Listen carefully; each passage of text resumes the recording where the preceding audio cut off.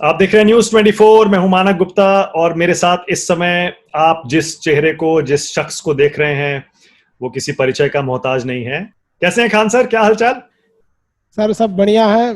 अपना बताइए जरा सर। देश अभी तो सब कोरोना के बीच, इंसान अपने जगह है, सेफ है। आजकल तो यही है, इस माहौल में किसी से पूछना भी खराब लगता है कि कैसे हो, क्या हालचाल है। पता है वो कैसा होगा। हाँ, एक्चुअली अभी के वक्त में ना एक जिंदगी इंसान की ट्रेन की बॉगी की तरह हो गई है। अपने सीट से उठिए, लंच कीजिए, फ्रेश होइए, फिर अपने सीट पे आके बैठिए। घर एक ट्रेन हो गया है। और अब तो एक और बुरी बात यह है ना, पिछले 15-20 दिन में शायद ही आपका कोई जानने वाला होगा जिसके घर में कोई मरीज ना हो या किसी की मौत ना हुई हो। इतना ज्यादा फैल गया है। ये आपका सेकेंड एक्सपीरियंस वेव क्या ने है? तो सच में बहुत बहुत बहुत डरावना तस्वीर प्रस्तुत किया। हमने अपने जीवन में इस देश को इतना मजबूर, असहाय कभी नहीं देखा था जितना इस बार हम लोगों ने देख लिया इस देश को। हम्म। तो ये मैं सबसे पहले आप इसी पे चाह रहा हूं, आपकी समझ, आपकी अंडरस्टैंडिंग क्या कहती है कि हमारे यहाँ जो अभी 4 लाख के आसपास केस आ रहे हैं, 4,000 के आसपास मौतें हो रही हैं, आपको लगता है ये सही आंकड़ा है या ये बहुत ज्यादा होगा क्योंकि रिपोर्ट नहीं हो रहे हैं सारे? ये बहुत ज्यादा है सर। एक्चुअली आप इसमें 2 टाइम्स या 3 टाइम्स कर सकते हैं। हम अपने जान पहचान में लगभग 20 से 25 ऐसे लोगों को जानते हैं जिन्हें कोरोना हुआ और वो होम आइसोलेशन में थे और ठीक भी हो गए। इसका कोई डाटा नहीं। लगभग 5 से 7 ऐसी मौतों को हम जानते हैं जिन बेचारों का तो आरटीपीसीआर टेस्ट तक नहीं हो पाया। उन्होंने कह दिया, हॉस्पिटल ले गए कि जो जहाँ ही नहीं है हमारे पास किट, हम कैसे चेक करेंगे। वो बेचारे मर गए। और बताइए ना, उनका डेथ में आंकड़ा है ना ही उनका कोविड इन्फेक्टेड मरीज में आंकड़ा है। तो लोग ये जो 4 लाख का आंकड़ा देख रहे हैं, ये 4 लाख एक्यूरेट नहीं है। ये तो बट पब्लिक है। अब आप खुद सोचिए कि अगर कहीं ट्रेन एक्सीडेंट करती है, अगर बताया जा रहा है कि 10 लोग मरे हैं, मतलब 10 लोग नहीं गए हैं वहां। अगर रियलिटी देखेंगे तो बहुत ज्यादा आंकड़ा है। तो ये एक संतोष के लिए है कि ये ऑन रिकॉर्ड ये सब आंकड़े दिखाए जा रहे हैं। रियलिटी से इसको काफी दूर है ये। बिल्कुल सही है। और इसी तरह से बहुत सारी अफवाहें फैल रही हैं खान सर, खासतौर से व्हाट्सएप जी। के जरिए। ऐसी ऐसी अफवाहें फेसबुक पर, ट्विटर पर, इधर उधर। और वो अफवाहें सुनकर जो समझदार लोग हैं, जो साइंटिफिक सोच वाले हैं, वो तो एकदम अपना सिर पकड़ लेते हैं। ये क्या है? हाँ लेकिन बहुत सारे, आधी आबादी कम से कम ऐसी होगी खान सर हमारी, जो आंख बंद करके यकीन कर लेती है। तो आपने भी ऐसी जी कुछ अफवाहें बिल्कुल। सुनी होंगी। बहुत बहुत सर, अफवाह तो हम लोग बचपन से सुनते हैं ना। धूप में बारिश होने लगे तो गधे की शादी हो रही है। मेढक मार दो तो कान पक जाता है। हाँ, बर्तन में खाना खा लो तो मतलब शादी में बारिश होने लगेगी। तो हम लोग ना जो है वो एक हैबिचुएटेड है अफवाहों से। बचपन से ही हम लोग अफवाह सुनते हैं। पेंसिल के छिलके को दूध में डालो, रबड़ बन जाता है। ये हम लोग को अफवाह की कोई कमी नहीं है, इसलिए हम लोग बहुत इजीली एक्सेप्ट कर लेते हैं अफवाहों को। आदत पड़ी हुई है हम लोग को। अब आपके पीछे ही देखिए, मुझे लग रहा है ये जो 5G लिखा है, बहुत सारी अफवाहें फैली हुई है कि जो 5G टेस्टिंग हो रही है दुनिया भर में, उससे ये कुछ हो रहा है और ये किसी की साजिश है। नहीं, ऐसा नहीं है। 5G टेक्नोलॉजी की अभी गवर्नमेंट ने 2 शेड्यूल डाला है। गवर्नमेंट ने बोला है कि हम 5G कंपनियों को 2 महीने का वक्त देते हैं। वो इस 5G के लिए जरूरी इक्विपमेंट्स की खरीदारी कर ले, जिसमें उनका मॉड्यूल आता है, रिसीवर आता है, टावर्स आते हैं, ऑप्टिकल फाइबर आएंगे। और जब ये खरीदारी पूरी हो जाएगी तो अगले 4 महीने तक वो टेस्टिंग चालू करेंगे। इनफैक्ट अभी कंपनी इन 2 महीने की खरीदारी में बिजी है। ये 2 महीने बाद ये एक्चुअली में टेस्टिंग चालू करेंगे ये लोग जुलाई से। और अभी हल्ला कर दिया गया कि टेस्टिंग की वजह से हो रहा है। इसमें सबसे बड़ा मतलब प्रॉब्लम कहां से जनरेट हो रही है, देखिए। शुरू में गवर्नमेंट ने कहा था, मतलब पिछले साल 2020 में, कि चाइना की 2 फेमस कंपनी, एक जेटी कंपनी और एक हुआवी कंपनी, नो डाउट ये 5G टेक्नोलॉजी में पूरी दुनिया में सबसे लीडिंग कंपनी है, क्योंकि इनका प्रोडक्ट सस्ता और बहुत इजीली अवेलेबल है। इस बार गलवान घाटी और बहुत सारे चीजों को देखते हुए गवर्नमेंट ने इन दोनों कंपनियों को साइड कर दिया। तो कहीं ना कहीं ये चाइना की एक बहुत अच्छा प्लांटेशन है इंडिया में, क्योंकि उसका सोशल मीडिया पूरी तरह से कंट्रोल है। वो जो चाहेगा वही दिखाएगा, बट हमारा पूरी तरह से ओपन है। ये उसने फैला दिया क्योंकि उसकी कंपनी बाहर हो गई। और यहां क्या हो गया, रिलायंस ने, इंडिया ने डबल झटका दिया। भारतीय एयरटेल या फिर आपका वोडाफोन हो गया, तमाम कंपनियां हैं, इन्होंने कहा कि हम इरेक्शन कंपनी से, सोनी कंपनी से या फिर अमेरिकन कंपनी से हम 5G के इक्विपमेंट खरीदेंगे, क्योंकि गवर्नमेंट ने पहले ही मना कर दिया कि इनसे नहीं खरीद सकते। और आग में घी का काम कर दिया रिलायंस ने। रिलायंस ने कहा कि हमने कोई, अंबानी की कंपनी है, जियो ने कहा दिया कि भाई हम कोई भी इक्विपमेंट खरीदेंगे ही नहीं। जो चाइना बनाता है ना, हम वही बनाएंगे। अब चाइना को इस पे लग गया मिर्चा कि एक तो ससुरो इसने टेंडर नहीं दिया, उस पे से पूरी तरह से सीधी उंगली से घी नहीं निकला ना, तो भारत सरकार ने इस बार चाइना का मटका ही फोड़ दिया। अब जैसे मन वैसे घी निकालेंगे हम। अब चाइना को इस बात पर बड़ा बुरा लगा है, तो एक उधर से प्लांटेशन किया जा रहा है। वरना आप खुद देखिए, जिस चीज का अभी हमारे यहाँ टेस्टिंग चालू नहीं हुआ उस पर विरोध कहां से आ जाएगा।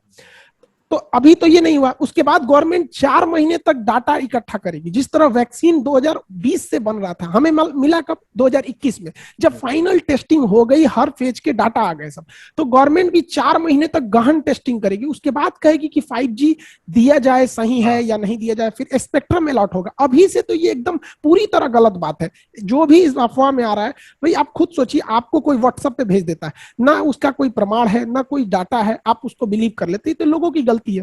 हाँ, नहीं सिर्फ व्हाट्सएप नहीं है ना, सिर्फ व्हाट्सएप नहीं होता है, उसके अलावा क्या करते हैं, दोस्तों से रिश्तेदारों से बातचीत करते हैं फोन पे, खाली टाइम में क्या करेंगे, तो फोन पे बोलता है अरे पता है अब आजकल एक नया फैला है, बताता हूं आपको। जो लोग सिगरेट पीते हैं, आपस में एक दूसरे को, या जो नहीं पीते हैं उनको ये बताने लगे हैं, बोले अरे तुम क्या किया तुमने जीवन में, हम देखो सिगरेट पीते हैं और तुम हमेशा हमें रोकते थे, लंग्स खराब हो जाएंगे, लंग्स खराब हो जाएंगे। तुमको पता है नया स्टडी आया है, जो सिगरेट पीता है उसको कोरोना ही नहीं होता है। अब बताइए इस अफवाह का आप क्या करेंगे? ऐसे लोगों को ना थोड़ा सा, मतलब क्या बोलते हैं, देहात में हम लोग के यहाँ कहावत कहा जाता है, भय बिना प्रीत कहाँ, जब तक डर नहीं तब तक प्यार नहीं। ऐसे 2-4 सिगरेट पीने वाले नशेड़ियों को पकड़ के ले आना चाहिए, और कोरोना का जो वार्ड बनाया गया है जिसमें केवल कोरोना के सीरियस मरीज है वेंटिलेटर पे, उसमें पकड़ के बिना पीपीई किट के ठूस देना चाहिए। कहना चाहिए भैया तुम तो बहुत बड़े चाणक्य बन रहे थे, सिगरेट पियो तुम्हारे फेफड़े को क्या होगा, और उनका लाइव टेलीकास्ट करना चाहिए। देखिए किस तरह से चिल्लाएंगे, जिस तरह फांसी पे ले जाते वक्त कैसे बेचारा अपराधी का था भैया छोड़ दो, वैसे ये लोग चिल्लाएंगे। लोग यहाँ पर ये उल्टा सीधा अफवाह बोलते हैं। शुरुआत में जब कोरोना का फर्स्ट वेव था ना, तो शराबी लोग ऐसे कूद रहे थे, शराब पीने वाले को कुछ नहीं होता। जब लाइन से मरे लोग ना शराब पीने वाले, कई कई तो शराब के ठेका चलाने वाले मर गए लोग। ये खुदरा शराबियों को कौन पूछ रहा है? हाँ, इस बार भी आया है ये सिगरेट के साथ साथ शराब वाला भी फिर से आया है घूम के, वो कहता है शराब वाला पुराना हो गया है। नहीं, इस बार दूसरा आया है। इस बार ये है शराबियों को होता नहीं है, और होता भी है तो कहते हैं ये जो 10-12 दिन मुश्किल टाइम रहता है, इसमें आप अपना रोज पियो और वायरस जो है वो अल्कोहल से मर जाता है। देखिए इन शराब वालों को कहना चाहिए कि आप जो शराब पीते हैं वो फेफड़ा में नहीं जाता है। अगर हम ये मानते, अगर आप उन शराबियों की बात को अगर मान लेते हैं कि तुम्हारा शराब से ये ठीक हो जाता है, तो शराब तो पेट में जा रहा है, नाक से पी रहे हो क्या कि जो फेफड़े में जाएगा? मर जाएगा इंसान, फेफड़े में पानी उतर जाएगा तो एलवीली जाम हो जाएगी उसकी। अच्छा खान सर, ये आपने कोई अपने स्टडी की है या आपने और कोई अफवाहें आपने सुनी है क्या? मैं तो बहुत सारी सुनी है, मैं बताता रहूंगा एक एक करके। आपने क्या क्या सुनी है? हमने बेसिकली लोगों के अंदर 5G की फ्रीक्वेंसी को लेकर बड़ा दिक्कत है। उनका कहना है कि इसकी फ्रीक्वेंसी इतनी ज्यादा रहेगी ना कि ये हमको बड़ा लंग्स को डैमेज करेगा, ये सबको जैसे मौत काफी होगी। ऐसा नहीं है, इसकी फ्रीक्वेंसी नो डाउट ज्यादा है, जिस वजह से इसमें क्लियरिटी ज्यादा आएगी। ऐसा लगेगा हम वीडियो कॉल पे जब एक दूसरे को 5G में देखेंगे तो ऐसा लगेगा हम रियल में देख रहे हैं। दूसरा, इसकी बैंडविड्थ ज्यादा रहेगी, मतलब हम ज्यादा से ज्यादा डाटा को एक बार में भेज सकते हैं, और रियल टाइमिंग होगी, टाइमिंग बहुत कम लगेगी। जैसे अगर हम किसी जहाज को रिमोट से कंट्रोल करते हैं 4G में, तो पता चला कि जहाज के आगे क्या सिचुएशन है, तक हमें रिसीव आया, हम इधर से कमांड दिए, तब तक वो गलत डायरेक्शन में मुड़ जाएगा। 5G में क्या होगा, बहुत तेजी से होगा, क्लियर होगा, तो हम कमांड दे सकते हैं। तो टेलीमेडिसिन, दूर बैठे डॉक्टर घर से ऑपरेशन कर सकता है मशीनरीज की मदद से, तो ये सब 5G से ही पॉसिबल है। इसके लिए फ्रीक्वेंसी बढ़ानी पड़ेगी। तो 2 समस्या आती है, अगर आप फ्रीक्वेंसी बढ़ाएंगे तो आप ज्यादा दूर तक अपने डाटा को नहीं भेज सकते, उसमें क्या होगा कि आप करीब ही भेज सकते हैं, तो यही लगेगा कि उसमें टावर ज्यादा लगेंगे। और अगर आप गौर से देखेंगे फ्रीक्वेंसी को, कि तो जब हम लोग के पास 1G आया था तो इसकी फ्रीक्वेंसी 30 किलोहर्ट्ज थी, बहुत कम थी, मैसेज जा पाता था। जब ये सन 2000 के दशक में आया 1.8 गीगा हर्ट्ज आया था वहां पे। अभी जो हम लोग 4G यूज करते हैं उसकी जो 2 से लेके 8 गीगा हर्ट्ज तक इसकी फ्रीक्वेंसी है, 2 से 8 हर्ट्ज तक। ये 8 मिलता नहीं है सबको, बट इसकी ये मैक्सिमम है, कुछ ही जगहों पर 8 अवेलेबल है। जो लोग फ्रीक्वेंसी से डर रहे हैं उनको ये कहना चाहिए कि जो 5G की फ्रीक्वेंसी चालू होगी वो 3 से लेके 30 गीगा हर्ट्ज तक जाएगी। तो यानी अगर आप 4G को ही उसकी मैक्सिमम वैल्यू में देंगे ना, तो वो खुद ही लाई कर जाता है आपके 5G वाले में हल्का सा। तो अगर आपको 5G की फ्रीक्वेंसी से प्रॉब्लम है, तो फिर जहां पर 4G की फ्रीक्वेंसी बहुत स्ट्रेंथ है, वो भी तो 5G की तरह ही करेगा, क्योंकि ये ला रहा है 2 से 8 गीगा हर्ट्ज पे और वो जा रहा है 30 से 80। तो इसका मैक्सिमम उसके बीच में आके चला जाता है। ऐसा नहीं है, हम लोग को उससे उस फ्रीक्वेंसी से हमें खतरा नहीं है। लेकिन होता क्या है कि जो पर्यावरणविद है या जो कहते हैं कि नेचर जो दिया है उसके हिसाब से तो वो फिट नहीं बैठता है। तो बहुत सा चीज है जो हम लोग नेचर के खिलाफ करते हैं। नेचर क्या कहता है, हवाई जहाज से उड़ने के लिए वो भी कहता है पोल्यूशन होता है। तो उतना उतना देखेंगे तो हम पूरी दुनिया से बहुत पीछे रह जाएंगे, ऑलरेडी हम पीछे चल रहे हैं। खान सर, आपको लगता है तैयारियों में हमारे यहाँ पिछले 1 साल में बहुत बड़ी गलती हुई जिसकी वजह से आज ये जो सेकंड वेव है ये इतना कहर बरपा रही है देश में? देखिए सर, ये तो कहना बड़ा सिंपल है कि पिछली गलती नहीं हुई रहती तो इतना भुगतते नहीं। आप पिछली साल छोड़िए, पर डे हमारे यहाँ गलती हो रही है। हम लोग हर दिन एक गलती कर रहे हैं। आप बताइए, अगर भारत पर कहीं बाहर से अटैक होता है, कोई बाहर से एटमिक अटैक या बहुत बड़ा हमला होता है, आप किसे बचाइएगा? बड़े शहरों को पहले बचाइएगा, दिल्ली, मुंबई, कोलकाता, लखनऊ, इलाहाबाद, ऐसे ही शहरों को तो इंसान पहले बचाता है। तो जब ये कोरोना आया तो आप बताइए कोरोना गांव तक पहुंचा कैसे? शहर से लोग गांव लेके गए थे। तो गवर्नमेंट को क्या करना चाहिए कि दिल्ली गवर्नमेंट, जैसे दिल्ली है, मुंबई है, जो हाईली इन्फेक्टेड है, वहां 3 से 4 दिन का, ज्यादा दिन का नहीं, 3 से 4 दिन का गहन लॉकडाउन लगाइए और इसमें पूरी दिल्ली को वैक्सीनेट कीजिए, पूरी दिल्ली, मुंबई को पूरा कंप्लीट, ताकि वहां से गांव तक ये ना पहुंच सके। क्योंकि गांव अभी भी शहर की तुलना में ज्यादा सेफ है। लेकिन आप सेफ गांव को छोड़ कहां रहे हैं? दिल्ली को, मुंबई को, इलाहाबाद को आप वैक्सीनेट नहीं कर रहे हैं। वहां से लोग प्रसाद की तरह घर लेके जा रहे हैं और वहां फिर आप घर घर घूम के वैक्सीनेट कराइएगा। ये गलत है यहाँ पर वैक्सीनेशन। दूसरा हम आपको बताते हैं, हमको बड़ा खुद में एक बार शर्म लगा। हम खुद जाके जब वैक्सीन लगवाए, हमको तो कोविड शील्ड लगवाए हैं मई में, तो हम ये जब वैक्सीन लगवाए थे तो लाइन लगाने के पहले हमको वहां जो बेचारे गरीब हैं, असहाय हैं, जो वैक्सीन नहीं खरीद सकते हैं, उसके बीच में हम भी लाइन लगा के जब वैक्सीन लगा रहे थे तो कहीं ना कहीं ऐसा लग रहा था कि गवर्नमेंट और सिस्टम के वजह से जिस चीज को हम खरीदने में सक्षम है, जो एक गरीब को मिलना चाहिए, उसका हक हम मार रहे हैं। आप भी मानक जी, आप बताइए, हम और आप वैक्सीन खरीदने में सक्षम हैं या नहीं? लेकिन क्या हमारे सामने ये मौका दिया गया? नहीं। हम आईफोन खरीद सकते हैं लेकिन फाइजर की वैक्सीन नहीं खरीद सकते 1000 की। पूरी दुनिया का सबसे महंगा आईफोन हम खरीदते हैं लेकिन वैक्सीन का हमारे सामने ऑप्शन ही नहीं रखा गया। ये गलत है हम लोग के लिए। जाहिर है, और इसीलिए चर्चा भी हो रही है। बड़े बड़े मेडिकल जर्नल्स भी आप देखेंगे, उसमें यही बताया जा रहा है कि हमने वार्निंग्स को नजरअंदाज किया, तैयारी नहीं की, और इसी वजह से आज हम यहाँ खड़े हैं। ऑक्सीजन ही देख लीजिए, ऑक्सीजन सांस लेने के लिए हवा है, ये तो उसके लिए कितनी मारामारी हो रही है। आपको हैरानी हुई जब आपने ये मार्केट देखी ऑक्सीजन के लिए, इतना हाहाकार? सर हम आपको क्या बताते हैं, गवर्नमेंट की इतनी लेट लतीफी देखते थे कि हम मतलब अप्रैल में हम बोले कि ऑक्सीजन प्लांट, जो इंडस्ट्रियल ऑक्सीजन प्लांट है, उसको रोक कर उसे मेडिकल में भेजना चाहिए। जिस दिन हम अपने चैनल पे ये बात बोले, उसके 3 दिन बाद गवर्नमेंट एक्शन ले रही है। मतलब एक टीचर जो है वो बोल रहा है तो आप 3 दिन बाद एक्शन ले रहे हैं। ये कितना लेट लतीफी।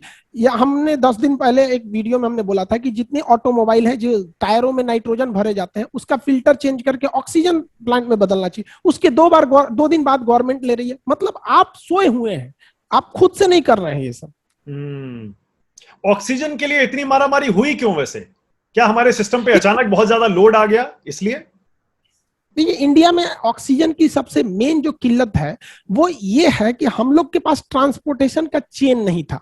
हमारे टोटल ऑक्सीजन कंजम्पशन का केवल 15% हॉस्पिटल को दिए जाते थे और 85% ऑक्सीजन इंडस्ट्रीज को दिए जाते थे। अचानक जो ये सेकेंड वेव आया, डबल म्यूटेंट, इसमें हो क्या गया कि हमारा जो ऑक्सीजन कंजम्पशन था वो 15% से बढ़कर 40% पे चला गया, 50% पे चला गया। तो ये जो इंडस्ट्री से ऑक्सीजन को उठा के हॉस्पिटल तक ले जाना था, इसका कोई चेन नहीं बना था। इसके वजह से हम लोग को मेन प्रॉब्लम आना चालू हो गई। और अब लेकिन अच्छी बात यह है कि अब पिछले कुछ दिनों में हमने देखा है ऑक्सीजन की ये मारामारी खासतौर से दिल्ली और उसके आसपास कम हो रही है। अब सर उसमें भी अगर आप देखेंगे तो हमारे जो कैपिटलिस्ट है, बड़े बड़े अंबानी हो गए या टाटा स्टील्स हो गए या स्टील अथॉरिटी ऑफ इंडिया हो गए, इन 3 को अगर हटा दीजिएगा तो आज भी हमारे यहाँ ऑक्सीजन पूरी नहीं हो पाएगा। इनका तो हमने मतलब बहुत किस तरह से धन्यवाद दे देश इन लोग का कि पता नहीं चल। मतलब हर 10 में से 1 व्यक्ति को रिलायंस के ऑक्सीजन टैंकर से ऑक्सीजन दी जा रही है, वो भी फ्री ऑफ कॉस्ट। नहीं, बिल्कुल सही कह रहे हैं आप। अब ये एक और टेंशन की बात आ गई, सरकार ने कह दिया थर्ड वेव भी आएगी, और आएगी तो बच्चों को निशाना बनाएगी। थर्ड वेव से कुछ खास खतरा नहीं है, किसकी थर्ड वेव जो आएगी वो अक्टूबर के आसपास आएगी। अक्टूबर तक में क्या होगा कि हमारे कुल जनसंख्या के 15% लोग कोरोना होकर ठीक हो चुके रहेंगे। तो उनको दिक्कत नहीं है। जो बच्चे हैं, जो छोटे बच्चे हैं, वो कुल जनसंख्या के लगभग 15% है छोटे बच्चे जिन्हें वैक्सीन की जरूरत फिलहाल नहीं देखी जा रही है। तो ये 30% तो ऐसे साइड हो गए लोग। और तब तक अक्टूबर तक हम अपनी कुल जनसंख्या का लगभग 40% लोगों को हम वैक्सीन लगा चुके रहेंगे। तो 30 ऐसे साइड हो गए और 40 ऐसे, यानी 70% आबादी हम लोग सिक्योर कर चुके रहेंगे। तो खतरा कितने लोगों को है? केवल वो 30% को। और अभी खतरा कितने लोगों को है? 80% को। तो थर्ड वेव के टाइम पे हमारी जो इंफ्रास्ट्रक्चर है वो भी बिल्ट हो चुकी रहेगी, कुछ अवेयरनेस आ चुकी रहेगी। हो सकता है कि उस समय तक वीराफिन या जो नेजल स्प्रे है या डीआरडीओ की जो वैक्सीन 2D वैक्सीन है, ये सब सक्सेस दवा जो है वो शायद सक्सेस हो जाए। तो जब ये सक्सेस हो जाएंगे तो उस समय तक हम लोग को ज्यादा डरने की बात नहीं है। और ये इतिहास है, सबसे ज्यादा तबाही सेकेंड वेव ही मचाती है। आप 100 साल पीछे इस स्पेनिश फ्लू को देखिए। लेकिन कहते हैं ना कि इतिहास से हमने यही सीखा है कि इतिहास से कोई कुछ नहीं सीखता है। बिल्कुल सही कह रहे हैं। नहीं, ये लाइन अच्छी है आपकी। इतिहास से हमने यही सीखा है कि इतिहास से कोई कुछ सीखता ही नहीं है। इसीलिए जो मैं अगला सवाल पूछ रहा हूँ, गंभीर सवाल है। अब बहुत सारे लोगों के मन में खान सर ये आ गया है कि भाई आपको तो कोरोना होना ही है, अब इतना फैल गया है यार, अब और कोई चारा नहीं है। आपके गली मोहल्ले में, आपके घर में हर तरफ कोरोना ही कोरोना है, कब तक बचोगे आप? इसीलिए बहुत सारे डॉक्टर्स ये कहने लगे भैया इन्फेक्शन या इंजेक्शन, दोनों में से आप एक चुन लो। आप सहमत हो इससे? देखिए, ऐसा नहीं है कि सबको ही हो ही जाएगा। अब तक जो बचे हैं, क्या पता कि आगे भी बचे रह जाए। क्योंकि अब हम शुरू से ही चिल्ला रहे हैं कि हमने काफी एक्सपर्ट से बात किया, इवन कि हम इंडिया के बाहर काफी डॉक्टर से, ब्रिटेन, मतलब जितने बड़े बड़े जहां तक हमारा संपर्क है हम वहां बात किए। और काफी कंक्लूजन के बाद हम बोल रहे कि भाई 15 से 20 मई, अगर आप हमें सुन रहे होंगे तो हम ये अप्रैल से ही कह रहे हैं कि 15 से 20 मई के बाद ये डाउन हो जाएगा। और आज की डेट में आप देखिए, कोरोना का जो केस आया है वो 4 लाख का आंकड़ा नहीं क्रॉस किया, अभी 3,85,000 पे रुक गया। तो अभी ये यहाँ पर 12 तारीख तक ये सेचुरेट करेगा, मतलब 12 मई तक यहाँ पे सेचुरेट करेगा, और हो सकता है तो 15 मई तक। उसके बाद ये डिक्लाइन धीरे धीरे चालू करेगा और 20 मई के बाद ये काफी तेज ग्राफ गिरेगा। तो जब ग्राफ गिरता है ना, तो कोरोना का शक्ति भी कमजोर होता है, क्योंकि हम लोग थोड़ी थोड़ी हर्ड इम्यूनिटी की ओर जाने लगते हैं। तो इस जो 20 मई वाला है, इसमें जो बच जाएंगे तो उधर हो सकता है कि वो इन्फेक्टेड हो, उन्हें वेंटिलेटर और ऑक्सीजन तक जाने की जरूरत नहीं पड़ेगी। और है भी तो, अगर कोरोना में आपको वेंटिलेटर और ऑक्सीजन की जरूरत ना पड़े तो ये मामूली खांसी जुकाम से बड़ा और है क्या ही। बस यही तो एक तकलीफ है कि वेंटिलेटर तक पहुंचा दे रहा है। ऐसा नहीं कि आप नहीं बच सकते, बहुत लोग बचेंगे। और ऐसा नहीं, करोड़ों में संख्या होगी जिन्हें कोरोना नहीं होगा, करोड़ों में। जो ये कह रहे हैं सबको होगा, ऐसा नहीं है। ये एक निगेटिव फैलाया जा रहा है कि हमें नहीं होगा, ऐसा थोड़ी। उस तरह से अगर आप देखेंगे तो हमें, आपको, सबको मरना है, तो क्या आज ही मौत को गले लगा ले? नहीं ना हो सकता है। मानते हैं कि हमें, आपको किसी को कोरोना होगा, तो इसका मतलब थोड़ी ना हम लाके इन्फेक्टेड घूमे बिना मास्क का, ऐसा गलत है। इसे कुछ कुछ लोगों को थूरना बहुत जरूरी है। अच्छा, लग रहा है आपको ये, जैसे आपने एक आइडिया तो दिया कि ये बस अब ये सेकंड वेव नीचे जाने वाली है, पर कभी खत्म भी होगा ये? बहुत सारे लोग ये कहते हैं ये कभी जाएगा नहीं, हर साल लौट के आएगा, इसकी ऐसी पीक्स आती रहेंगी। रात देखिए, रात कितनी भी बड़ी क्यों ना हो जाए, सुबह होने से नहीं रोक सकती है। ये हिंदुस्तान में जब अंग्रेजों का शासन था ना, तो अंग्रेज क्या कहते कि ब्रिटेन ने तलवार के दम पर इस भारत को गुलाम बना कर रखा है, और जब तक ब्रिटेन रहेगा इन्हें गुलाम ही रखेंगे। यही ब्रिटेन है जो जलियांवाला बाग में इनके प्रधानमंत्री घुटने टेक कर माफी मांगे थे। तो यही कोरोना है जो भारत पर घुटने नहीं टेक देगा। तो हमें, अगर हमें इस बात पर संदेह है कि हमारा देश जीतेगा कि नहीं जीतेगा, तो असल मायने में आपको भारतीय होने में संदेह है। क्योंकि ऐसा कौन सा चीज नहीं जिसे हमने हराया नहीं। जो विश्व विजेता सिकंदर घुटने टेक कर चला गया, तो कोरोना की क्या औकात। हम अपने ही इस दिल को तकलीफ पहुंचाते हैं। कहते हैं ना कि अपने ही तो तकलीफ पहुंचाते हैं, वरना गैरों को पता क्या ये दिल दुखता किससे। हम तो हैं जो कोरोना को लेकर ढो रहे हैं। कोरोना हमारे आप तक कैसे पहुंचा? हमारे बीच में एक से एक होनहार, आप हमारे पत्रकारिता जगत के रोहित सरजाना जी को कोरोना किसने पहुंचाया? हमारे आप जैसे लोग होते हैं, वहां तक ले गए। तो हम लोग खुद कैरियर बन रहे हैं। तो ये सब गलत बात है। हम लोग को कोशिश करना चाहिए कि ये इससे बड़ा देश सेवा करने का मौका शायद अब हम लोग को ना मिले। नहीं, कोरोना क्योंकि रूप भी तो अपना बार बार बदल रहा है ना, नए नए उसके स्ट्रेन्स आ रहे हैं। अब ये भी एक स्टडी आ रही है कि हो सकता है कि जो वैक्सीन हमारे पास हैं वो नए स्ट्रेन्स को कंट्रोल ना कर पाए।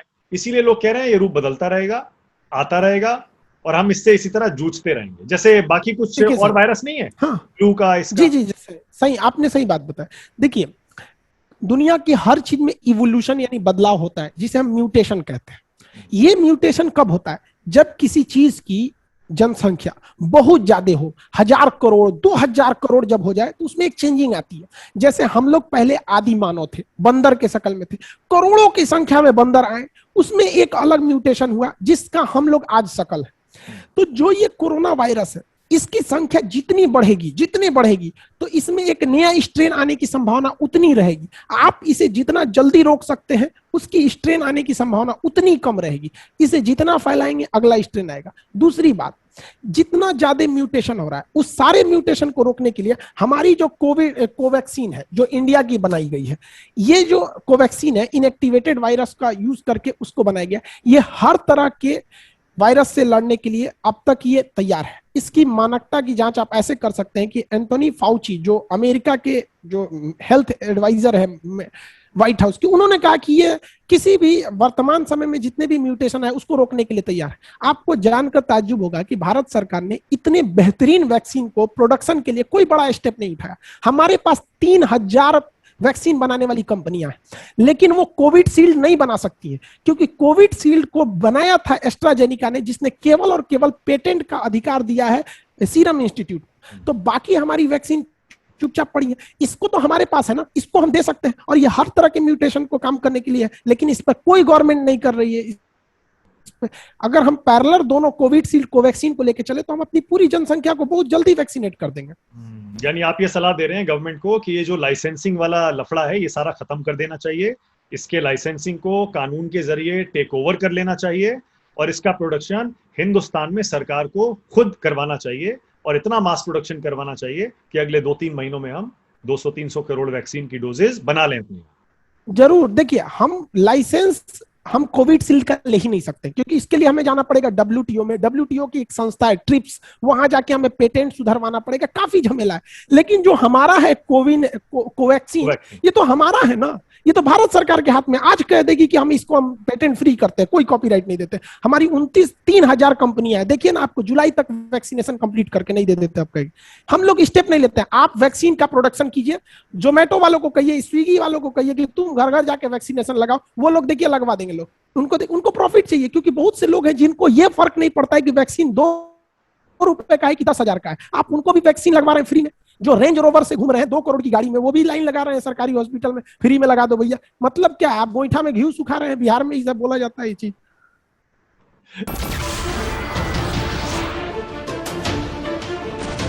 नमस्कार, मैं हूं मानक गुप्ता। अगर आपको हमारा ये वीडियो पसंद आया हो तो इसे लाइक और शेयर जरूर करें, और हाँ, हमें सब्सक्राइब और फॉलो करना ना भूलें, ताकि आप देश और दुनिया की कोई खबर मिस ना करें। तो जुड़े रहिए हमारे साथ और देखते रहिए न्यूज़ 24।